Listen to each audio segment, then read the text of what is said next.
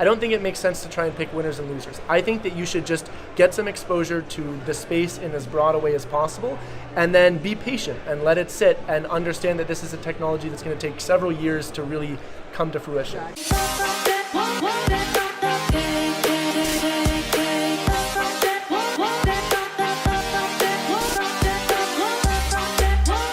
Aloha, love and light everybody. Welcome. This is the Bitcoin cryptocurrency investment summit in New York City, and I'm here with Max BODOIA from CRYPTOINDEX Capital. Okay, yeah. I got that. Thank you for being here first and foremost.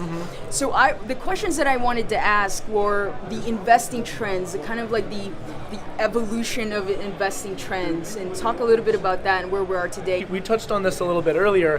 One of the interesting things about the current market is that the original vision of cryptocurrencies was to be something that's really accessible to everyone, that anybody can invest in them, anybody can hold on to them. You don't need to rely on the banks or other financial institutions to be your middleman. You can just participate in this peer-to-peer market. And that's still true on a technology level. I mean, the technology has only gotten better for enabling that kind of decentralized asset storage and transfer. The ironic thing, though, is that the direction the market has taken recently has been, there's been more of an advantage for institutions and accredited investors and sort of larger scale investors as compared to the lower level sort of retail or typical investor. And the reason is because so many of these, so there's a couple reasons. The first is that there are now lots of different cryptocurrencies that you can invest in, and so a lot of people are turning to, rather than managing their investments themselves, they're looking to use funds like the fund that I run to manage their investments for them. But unfortunately, funds, so it depends on where you're domiciled, but at least in the US, we can't take investors who are non-accredited investors. We're only allowed to take accredited investors, and so that's a huge barrier for most people who think we have a good strategy and would like to invest according to it. And it's understandable why that is. I mean, there's certainly a lot of scams and frauds that are existing in crypto right now, and they're looking to kind of steal money away from people that don't know any better. And so that's why the rules exist, to try and make sure that the people who make investments are people who are sophisticated enough to make sure they're not being duped, or that they can afford to lose money if things go south. But the problem is that just sets up a big barrier for like a mom and pop investor. And the other problem is that even if you're investing on your own, even if you're not relying on a money manager to do so, many of the offerings that are now available are considered securities. So, at the conference we've talked a lot about securities tokens, and securities issuances are also regulated and also are limited to accredited investors. So now you'll see this very commonly when an ICO runs. They will either outright prohibit people from the United States from investing, or they will require pretty stringent KYC in order to verify that those investors are accredited. And so you see that the average person is kind of being boxed out of the market, and they're unable to participate in these offerings that they might otherwise like to. Right, so then if I could participate in it pre-ICO, and then what we began to see was like people either getting duped by projects, or there's this trend of people just dumping it as soon as it hits exchanges, cashing out. And now, like you were talking about in the panel, that there are institutions coming in. Mom and pop are kind of looking at who's investing in what, and kind of, okay, well, if they're backing this, then it might be a good part, because nobody knows who's going to have a long-term thing here. But are these institutions also doing the dump?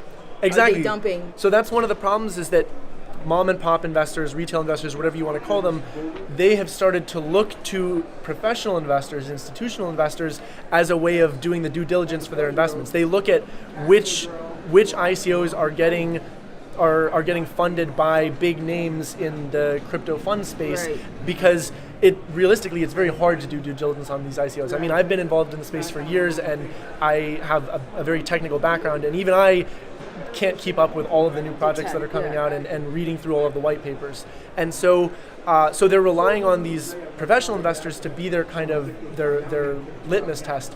But then the problem is that a lot of those professional investors are taking advantage of that fact to just get in during the pre-sale round of an ICO at a discount and then sell some of their stake as soon as the public ICO launches and starts trading on the exchanges. So in essence, the crypto funds are providing a service. They're vetting these projects that individual people either can't or won't vet.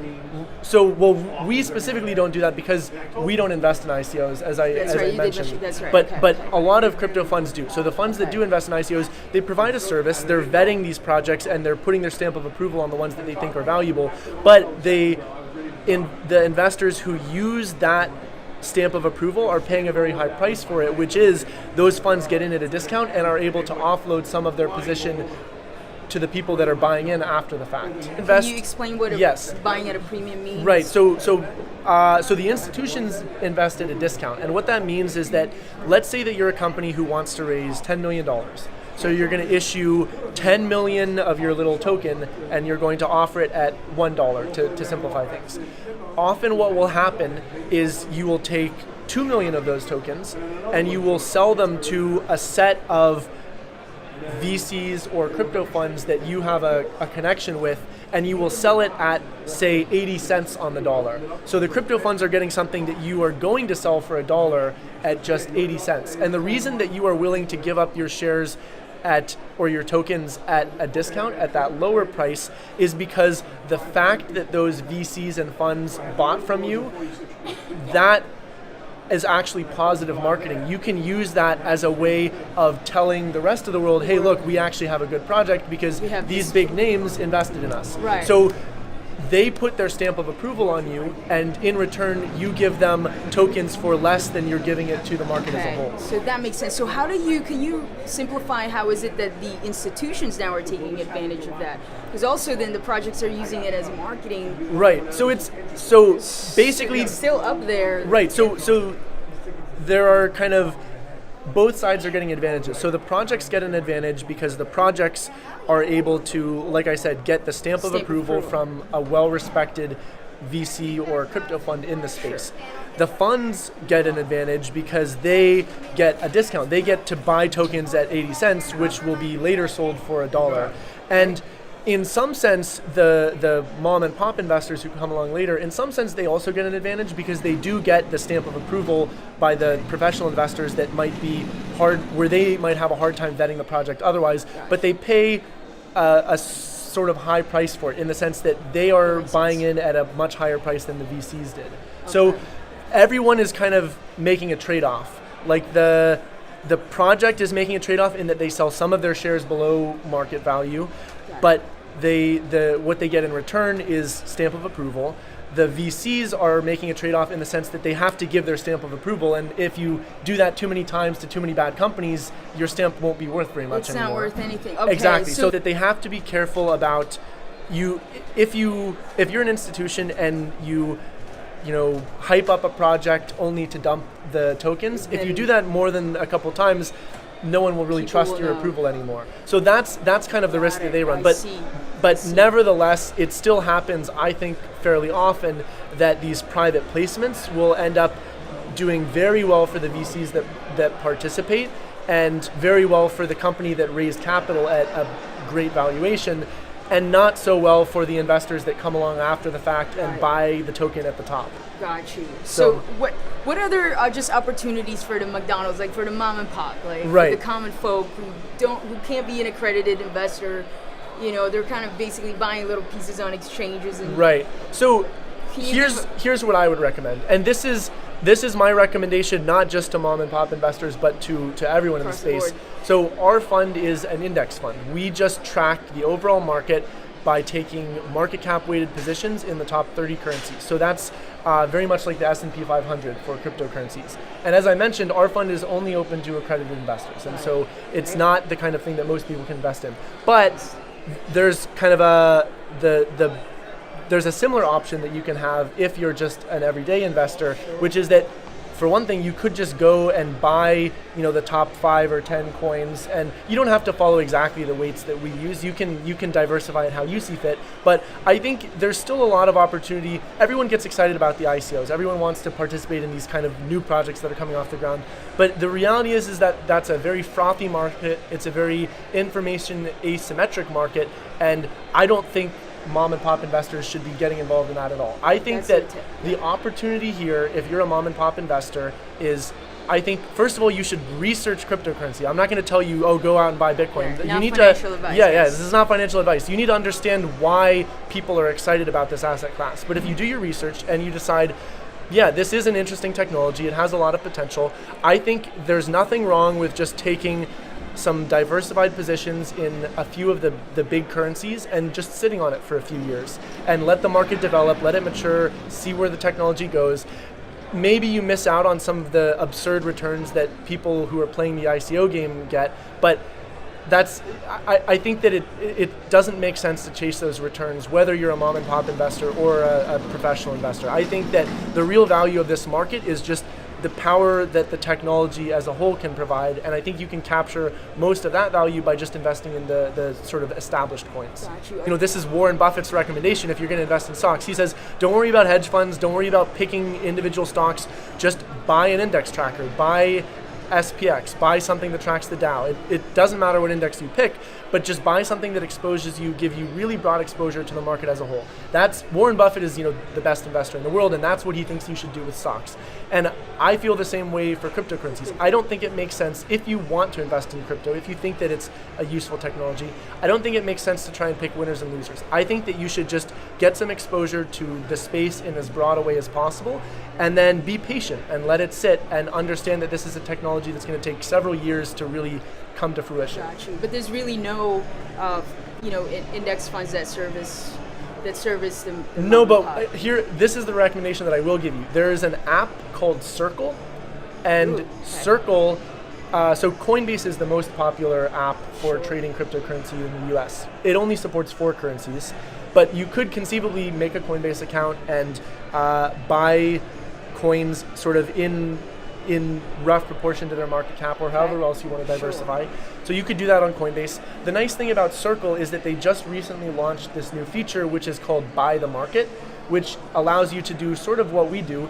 You just buy all the coins that trade on their platform in proportion to their market cap. So it gives you nice diversified exposure to the market as a whole. And the best part is you can do it for any amount of money. You can, using Circle's Buy the Market feature, like $20. Yeah, you can buy the market with $20. And so I think, again, this is not investment advice. Yes. I'm not saying you should go out and buy cryptocurrencies.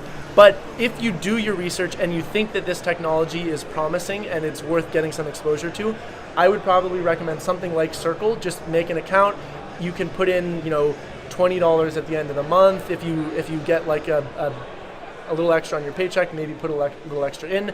Never put more than you can afford to lose, because again, this is an inherently risky investment.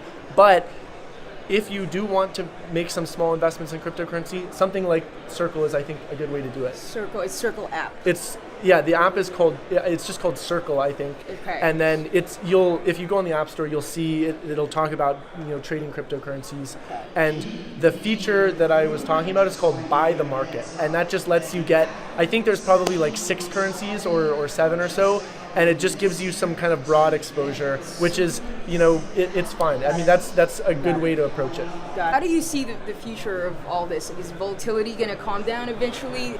It's really hard to say. I think what the market will do over the next year or so, I think certainly there's a lot of progress being made on building out the fundamental infrastructure. So things like better regulated crypto exchanges, things like ETFs, which would allow you to trade cryptocurrency just through. ETF? So an ETF is, it stands for Exchange Traded Fund, and basically an ETF is just, it behaves like a stock. You can buy and sell it on a brokerage like E-Trade or Fidelity or wherever, but the thing that it tracks is it's not a company stock, it's not an equity, it's it tracks some other things. So there are ETFs for gold, which it's a stock that tracks the value of gold. There's ETFs for oil. There's ETFs for lots of things.